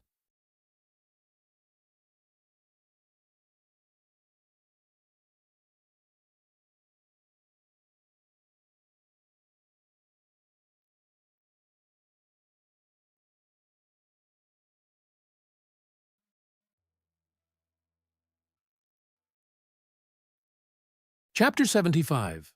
Rune stands at a quiet threshold, aware of the quiet but undeniable shift within herself. The emotional weight of the past has not disappeared, but it no longer holds the same power over her. This chapter reflects Rune's deepening understanding that healing is a complex, ongoing process, not a single event or a moment of clarity. She has come to accept that the sorrow she carries will always be a part of her, but it no longer defines her. She doesn't need to fix the pain. She needs to live with it, allowing herself space to grow even in the presence of grief. Rune's journey is no longer about reaching an end point, but about living fully in the midst of everything: joy, sorrow, and everything in between. The weight of her grief still lingers, but in this chapter, Rune starts to feel more in control of it, not by fighting it, but by giving herself permission to feel it without being consumed. She no longer waits for the pain to fade before moving forward. Instead, she begins to embrace the truth that life can still hold moments of beauty, even in the wake of loss. Rune understands now that healing doesn't come with erasure, it comes with acceptance. She can feel the shift in how she views her grief. Rather than seeing it as a burden to rid herself of, she begins to see it as something that adds depth to her life, a reminder of the love she once held, and the strength she's gained from moving through it. Rune's relationships also evolve in this chapter. She lets down her guard in new ways, especially with Gideon. While they have both been on parallel emotional journeys, they start to see the ways in which their paths intersect. There's a tenderness between them now, a shared understanding of the grief they both carry, but also of the hope that still lingers. Rune is no longer trying to fix her relationships. She's learning to be present, to allow others in, and to embrace the ebb and flow of connection. The chapter shows her growth in her ability to accept love and offer it in return, without the need for perfection or control. She realizes that her healing isn't dependent on others fixing her, but on her ability to let them into her world, to share her vulnerability without fear. As Rune continues her emotional journey, she begins to see her grief not as something that holds her back, but as something that has helped shape her into the person she is becoming. She isn't the same woman she was before the loss. She's stronger, more aware of her own emotional landscape. The pain of the past is still there, but it no longer controls her future. Rune is learning to let go of the fear that she'll never be the same, and instead, she begins to embrace the person she is becoming, one who can carry her grief and still find space for hope, love, and joy. This chapter marks a turning point in Rune's journey, as she starts to see that healing isn't about erasing what has been lost, but about learning to live fully with what remains.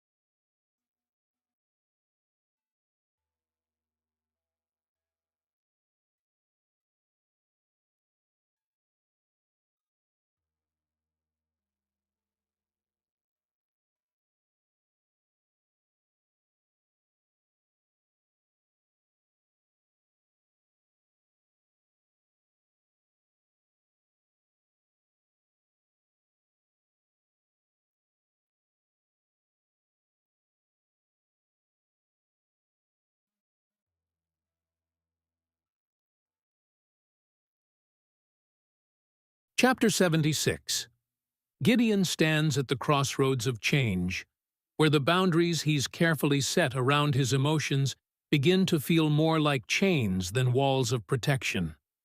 The isolation he's relied on for so long starts to feel suffocating, as though it's keeping him stuck in a place where he can neither fully grieve nor fully heal. The control he's exercised over his feelings, his need to keep them locked away, untouched, and neatly compartmentalized, begins to break down. With every passing day, the grief he's avoided for so long becomes harder to ignore, and in the silence of his solitude, it demands his attention. The weight of his own emotional repression presses heavily on him, forcing him to confront the reality that healing isn't a path he can walk alone, nor is it one he can control. This chapter is marked by Gideon's realization that, in his effort to avoid vulnerability, he's only made himself more disconnected from the very things he needs: connection, understanding, and emotional release. Gideon's struggle becomes more apparent in his interactions with others, especially with Rune. Where once there was emotional distance, there is now an uncomfortable but undeniable pull toward each other. He feels the urge to reach out, to let her in, but he is paralyzed by the fear of what that would mean.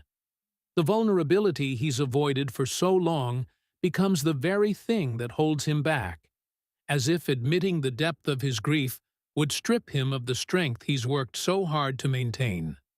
Yet, as much as he resists, Gideon can't shake the growing realization that healing requires more than just moving through the motions. It demands honesty, and it demands the courage to face the parts of himself he's buried for years. This chapter reveals the subtle shifts in Gideon's character, the moments of self-reflection where he begins to understand that his isolation is no longer a refuge, but a prison. The walls he's built are no longer keeping him safe. They are keeping him from truly living.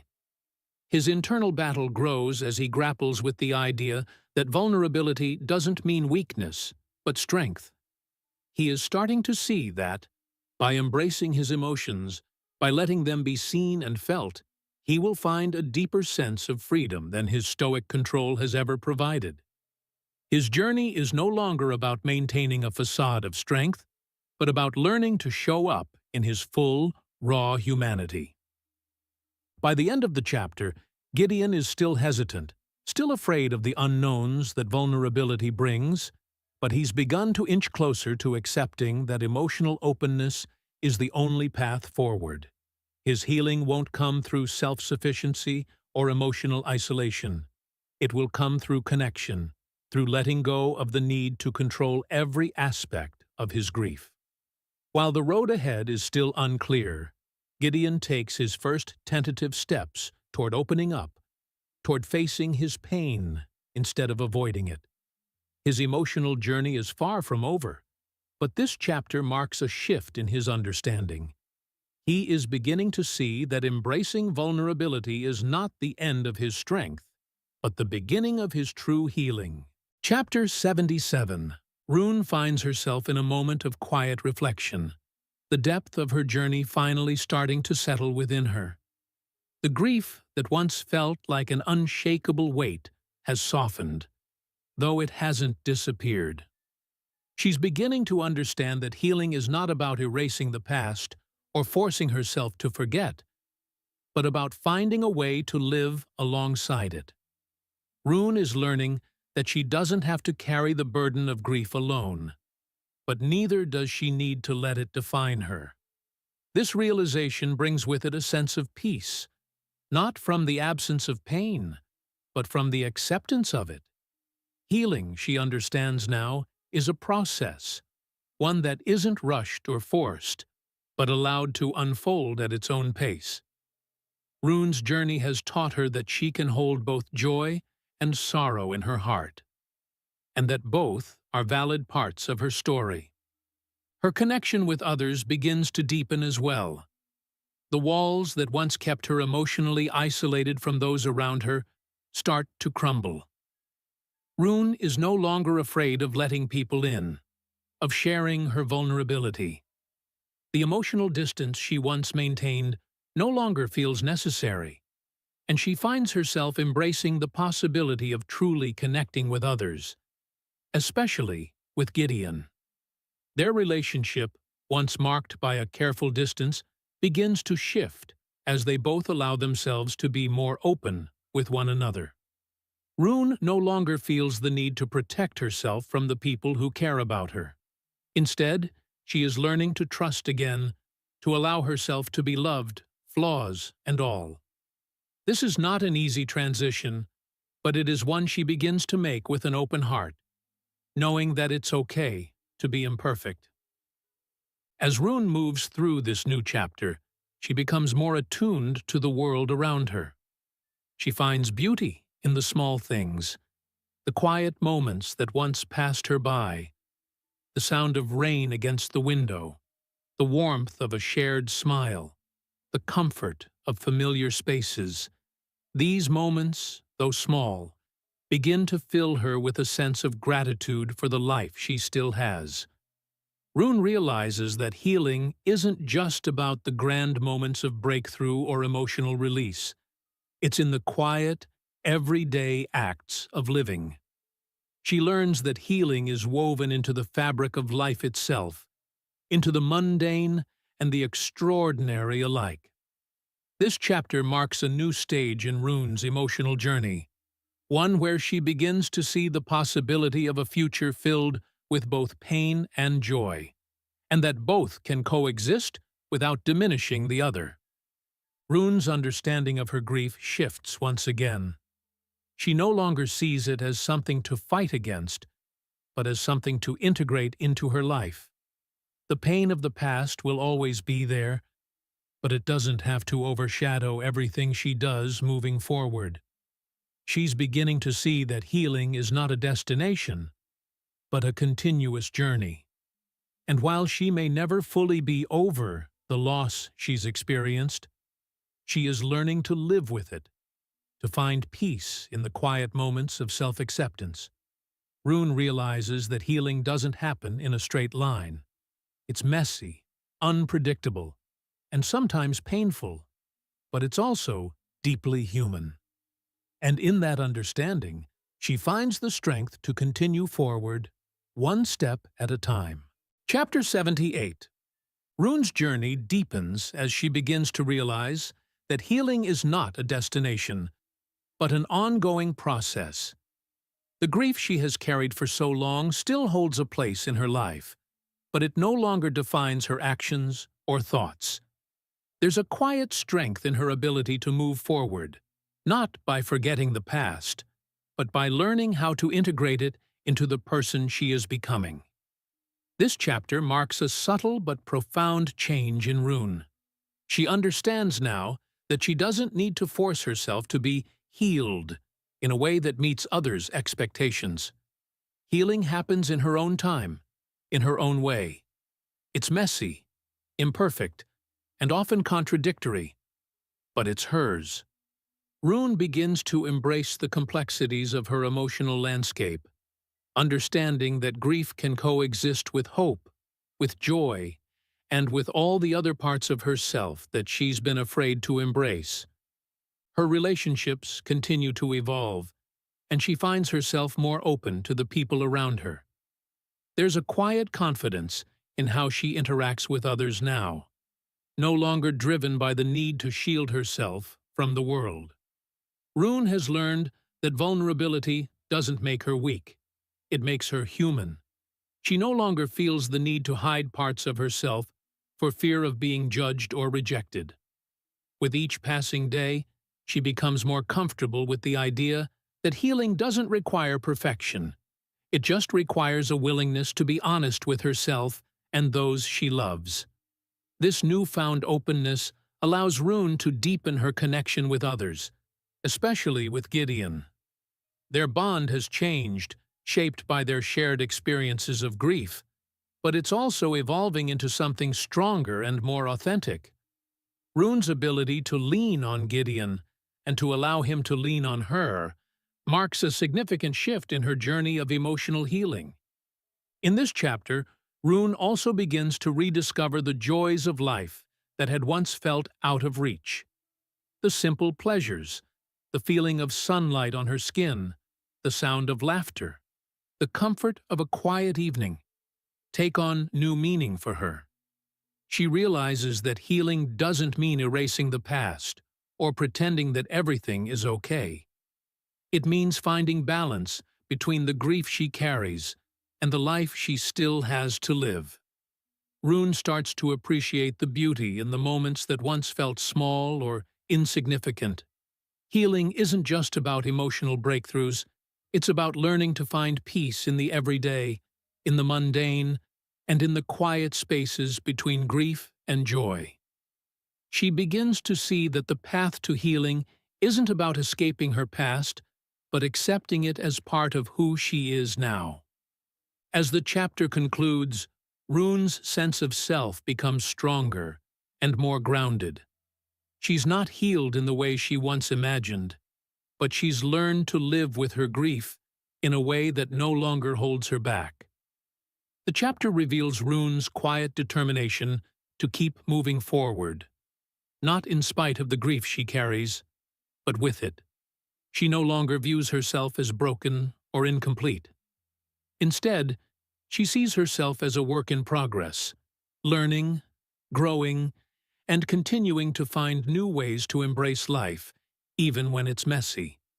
Rune understands that healing is a journey she will continue to walk, but she is no longer afraid of the road ahead.